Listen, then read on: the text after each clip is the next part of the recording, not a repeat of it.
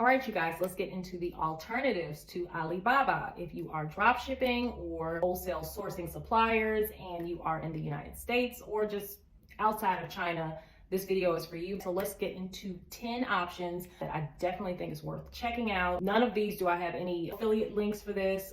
This is just what I genuinely think are excellent platforms and sources that are worth you guys taking the time to check out. But yeah, the first is CJ Dropshipping. Extremely user-friendly interface. They also have actual vetting for the new sellers. The CJ Dropshipping agent will find out specifically what type of products that you are looking for, and they will really take time to handpick and select sources for that, the suppliers for that have excellent quality, good feedback, good logistics, all of that, and even products that are trending. And then from that, you're also able to select the warehouse that you want to have your products sourced from. The second I suggest, if you are within the US, is Thomas.net. Thomas.net is a directory of suppliers all over, specifically within the US. Also gives you all of the data you look for when you want to know more about the manufacturers, the suppliers, the quality, the feedback, all that information is there. It's nice. The one downside though with Thomas.net is that they do not have a vetting system.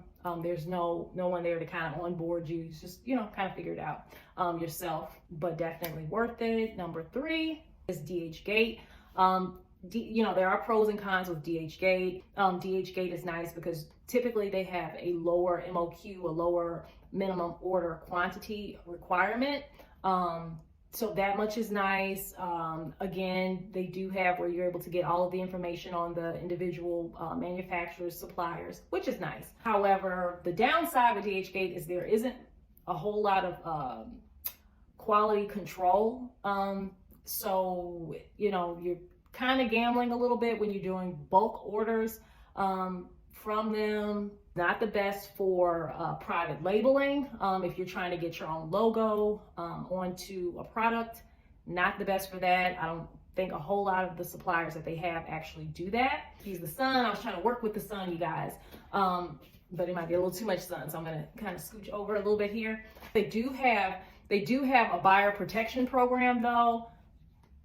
How often, I don't know the actual statistics on that. I don't know how, often people actually cash out on that, given that the quality control is not necessarily the best, but at least there is some buyer protection that you could get with, some of the products that you buy from the wholesaler. So, okay, so number 3 is DHgate. Number 4 is actually an app. It's Jungle Scout, which is a really good product research tool. Meaning that if you have competition or just, I'll just say someone within your same niche that is killing the game and just they're doing it, you could actually use that app to kind of see, who their suppliers are, who's supplying them. You could get all that, their sales. You could even find out about keywords that they use. But it's a nice way to kind of source suppliers by using that app. And number 5, this is a nice option, alternative to Alibaba. If you are a larger business, maybe you have a healthier budget and you are able to travel, or if you are based in China, right? But you don't want to use Alibaba. I don't know. But the Canton Fair is actually a trade show. But, side note, we know that even if you're not, in China, maybe you could fly out and, maybe it's a business expense write-off, right? Because it is business related. But the Canton Fair is nice in that, like I said, it's a trade show that's basically broken up into 3 phases. And the first phase is electronics and machinery. The third is home furnishing and building materials. And the second is home furnishing and building materials.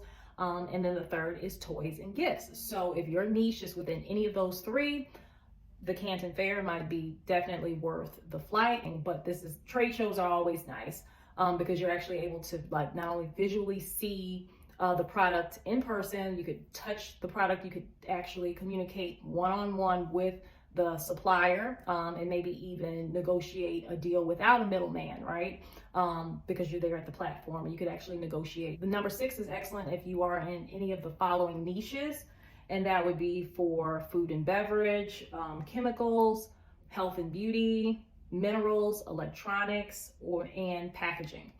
So if you're in any of those niches, this number 6, which is EC21, you guys can check that out.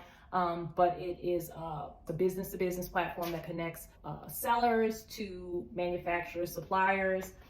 There's millions that are registered to that platform from over like 200 countries. But it does have a nice offering of products within those categories. The con is that, again, this does not have any real vetting. There aren't agents that you can talk to that are going to hand pick and select, connect you one-on-one with manufacturer suppliers that, you know, fit your needs. Pro to EC21 is that it does allow you to post trade leads, which is nice. Any buyer requests. Has a very user-friendly interface. Again, it's worth checking out if you're within the category of food and beverage, chemicals, health and beauty, minerals, electronics, and packages.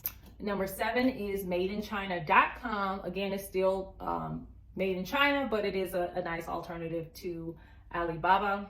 And it is the 3rd largest supplier platform and has millions of products for you to choose from. It does allow you to place orders with suppliers directly, which again is nice, but madeinchina.com is specifically for the niche of industrial or construction-based products. Number 8 is TradeKey.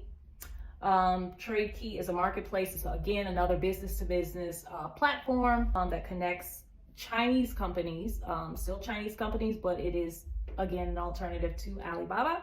But it connects Chinese wholesaler suppliers with international buyers. It has 9.6 million that are already signed onto the platform, operating out of 225 different countries. So it's pretty big. They do offer agents, which are nice. You have that whole vetting process, very nice.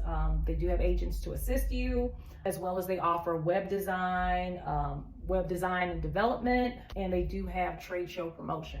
So very nice. And number 9 is Global Sources. So you guys can check out, it's actually called Global Sources. It is a Chinese supplier directory, alternative to Alibaba, with over 1 million suppliers. Downside obviously is smaller than Alibaba, but still it's a lot of suppliers. And it is specifically for the niche of electronics. So if you're within that, you know, you're selling within that niche, you definitely want to check out Global Sources. The downside is that it might be a little bit more pricier because the MOQ for it, the MOQ for it is a bit higher, right? So that's the minimum order quantity is higher. So if it's higher, it's going to cost more. So it'll be a little bit more on the pricier side. They have trade shows and global summits. Again, of course, we like the supplier trade shows because it gives you an opportunity to actually see the product, right? Because sometimes pictures don't look anything like what it looks like in person, but if you could actually see it in person, touch the product, actually communicate with the supplier one-on-one without the middleman, maybe you could strike a deal or discuss some type of customization of a unit, discuss samples, you know, different things like that. That's always nice, but it is specifically for the niche of electronics.